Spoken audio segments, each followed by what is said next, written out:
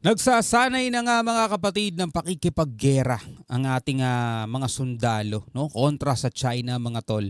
Ito ang ating panonoorin. Bibigyan natin ng reaction video mula rito kay Melvs Castle. Bago natin to simulan mga kapatid, inihikayat kita, huwag mo kalimutan mag-subscribe sa kanyang YouTube channel. Nakalagay po ang link sa ibaba. At syempre kung bago ka pa lamang dito at trip mo yung mga balita at mga issues na nangyayari ngayon dito sa ating soberanya sa West Philippine Sea in particular, huwag mong kalimutan mag-subscribe, click mo na rin ang notification bell para ma-notify ka pag may mga bago tayong reaction video tulad nito. Alright, so wag na natin patagalin pa. Panoorin na natin to mga tol.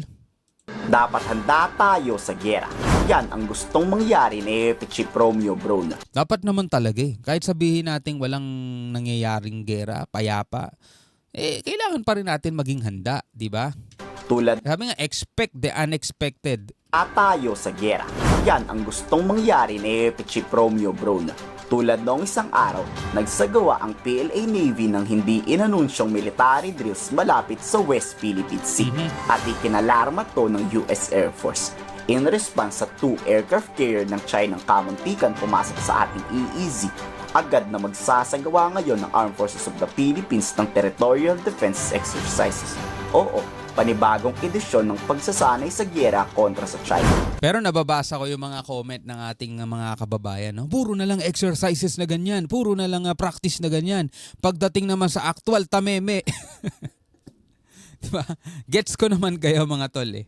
Nagigets natin, di ba? Di ba? Nakikita natin, lagi tayo nag-exercise. Minsan kasama pa natin yung mga taga-ibang bansa. Like for example, Canada, Australia, America, mga balikatan exercises. Di ba? Lagi natin silang nakakasama. Pero pagdating na sa puntong, ayan na, ang China nangaharas na naman. Ngayon lang kasi tahimik dahil may bagyo. Diba? May bagyo mga tol. At nagsisialisan sila dyan syempre for the safety na rin ng kanilang mga crew. Pero pag andyan na mga tol, anong nagagawa? Iwas tayo ng iwas eh.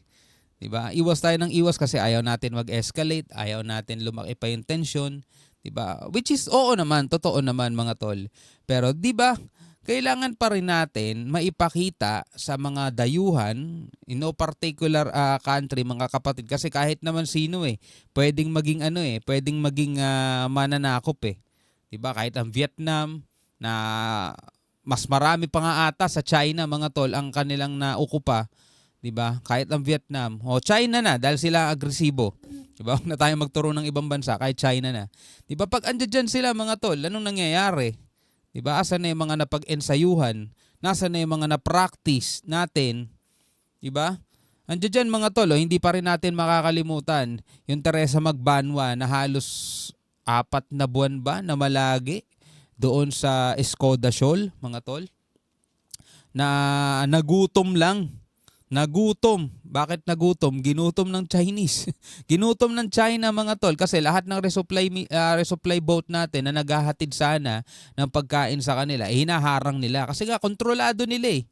Kahit nasabihin ng ating mga Navy, hindi kontrolado ng China yan. Ba't di tayo makapaghatid ng ng mga pagkain sa mga sa mga Coast Guard dyan na nakasakay doon sa Teresa Magbanwa? Ba't di tayo makapaghatid kung hindi nila kontrolado yan?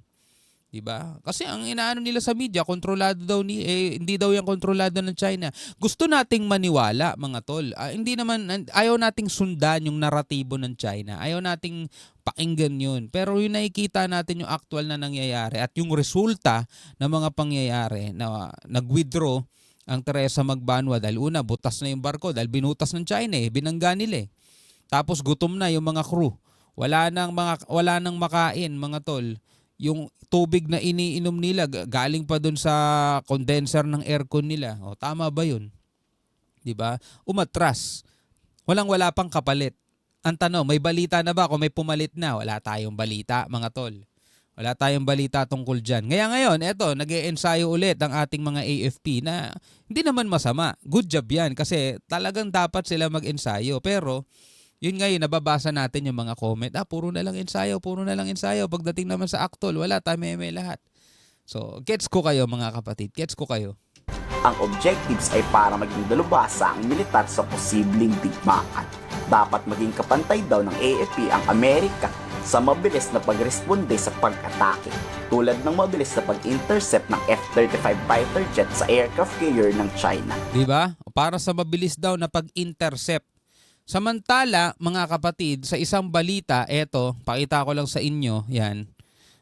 Philippine Air Force, dumami ang foreign aircraft na illegal na nakakapasok sa bansa.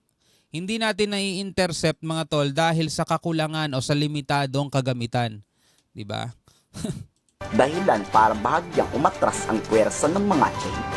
Ang objective po natin dito sa exercise na ito ay maging dalubhasa yung ating mga sundalo sa territorial defense.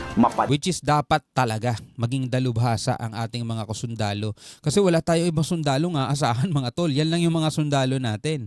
'Di ba? Kailangan talaga maging dalubhasa sila. At congrats at naman, good job.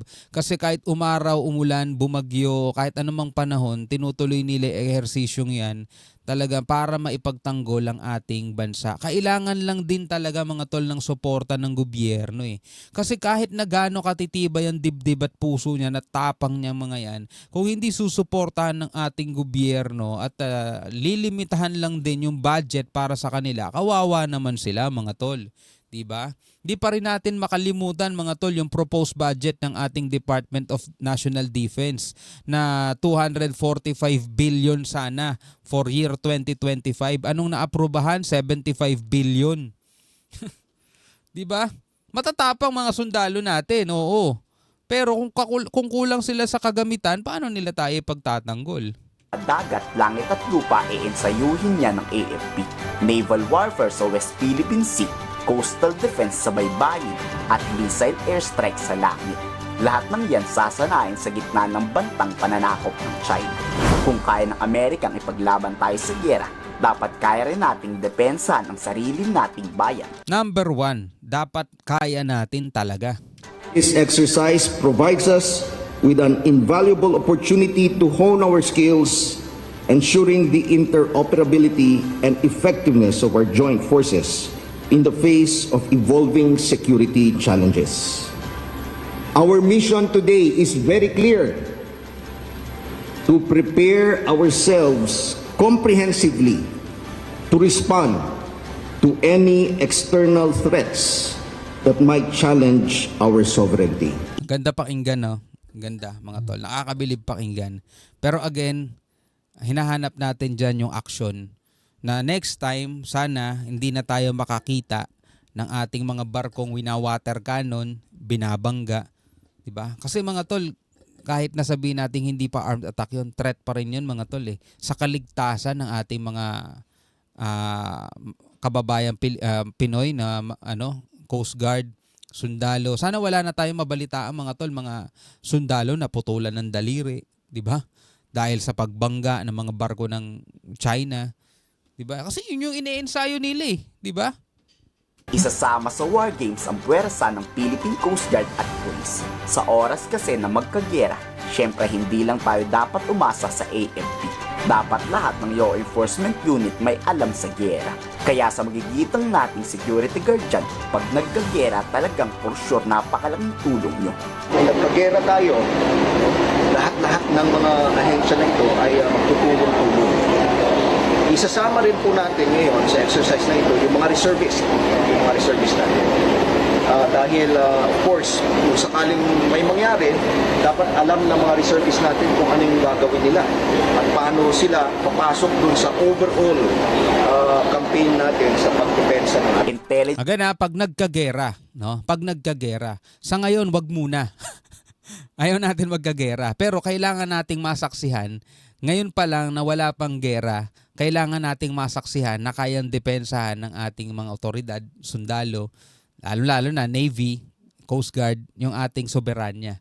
Kasi kung hanggang puro press lang tayo, pinaghahandaan natin pag nagkagera, ngayon nga wala pang gera eh. Kailangan masaksihan na natin agad paano tayo magpalayas ng mga dayuhang barko na pumapasok sa ating teritoryo. Hindi yun tayo pinapalayas sa ating teritoryo mga tol.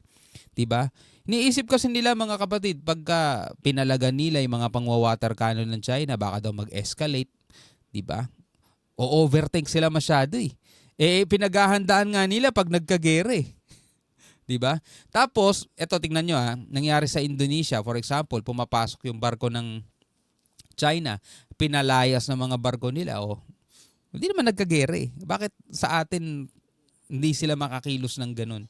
Ilang beses na natin mga tol nasaksihan mula nung maupo si PBBM. Ilang beses na nating nasaksihan. 'Di ba? Yung mga pang-igigipit ng China, hinaharang yung ating mga resupply boat, pinabangga yung mga hunay sa Maywan, 'di ba? Ginigit-git, wina-water cannon, 'di ba? Para silang binabagyo dun sa dagat eh. Wina-water cannon sila, yung mga mangingisda nangunguha ng seashells, 'di ba? Binaba ng Coast Guard, pinabalik yung mga seashells nila. Nakakaranas sila ng ganun. Yung mga BFAR na laging nakakaranas din ng water cannon, mga tol. Wala pang gera yun Pero hindi natin nakikita na ipagtatanggol natin yung ating soberanya. Wala. Ang nakikita natin puro report. Panibagong pangaharas na naman ng China ang ating nasaksihan, mga kapatid. Yung mga medyang nakasakay doon sa barko, ang nagiging trabaho nila i-cover kung paano tayo wina-water cannon. Pero hindi nila na i-cover kung paano tayo ipagtanggol ng ating mga kasundaluhan na laging nag-e-ensayo. Diba? Hindi sa dinadown natin, mga tol, yung mga kasundaluhan natin. Ang inaano lang natin, diba? Dapat maita muna natin yung gawa bago yung salita. Kasi nung nakaraan, mga tol, naalala ko si General Bronner din yun eh. Hindi tayo hihingi ng tulong sa alok ng Amerika na magpa-escort. Gawin muna natin, kaya natin yan. 'Di ba? Kailangan muna natin mag-resupply. Marami pa tayong hindi nagagawa, 'di ba? Kapag mamamatay na sa gutom yung ating mga crew, saka tayo hingi ng tulong. Ano nangyari, mga tol? Ayun, nag-withdraw yung ating Teresa Magbanwa kasi gutom na yung mga sakay. Diba? Hindi natin makakalimutan yon, mga tol. No? Tuloy natin. Intelligence report ang isa sa napakalaga sa digmaan. Dito masusubok ang galing ng cyber warfare. Kung aatake man tayo, dapat eksaktong lokasyon tulad ng precise strike ng Israel. So, meron tayong mga grupo ng mga cyber warriors. Ang gagawin po nila is that they will try to defend our network, no, from cyber. Kasi nga kung yung narrative ng kalaban ang umiiral, talo ka na dun sa gera na yon, no? Ganyan din nangyayari sa South China Sea at sa West Philippine Sea, di ba? Alam natin yan na kahit na tayo yung binabangga ng mga Chinese Coast Guard at ng mga Chinese militia, ang lumalabas sa balita kung minsan tayo pa ang bumangga sa kanila, no? Fake news. So we have to counter that, and we have. Totoo naman ayaw natin pakinggan yung naratibo ng China. Pero mas maganda nga talaga kung tayo bumangga sa kanila eh. Ibig sabihin nun, mga tol, talagang nakikita nating ipinagtatanggol ng ating mga otoridad yung ating soberanya. Hindi yung tayo binabangga, tayo pinapalayas. Lagi tayo nagpapaawa eh, di ba? To rehearse that in times of war. Ang pinakamahalagang parte Baka nga yung mga Pilipino mas matuwa pa, mas humanga pa sa PCG kapag ang balita tama, binangga natin sila kasi pumapasok sila ng illegal sa ating soberanya. Loob to ng exclusive economic zone ng Pilipinas. Kaya gagawa talaga ng countermeasure ang ating mga Coast Guard para itaboy sila at palayasin sila. Di ba mas maganda yung ganun?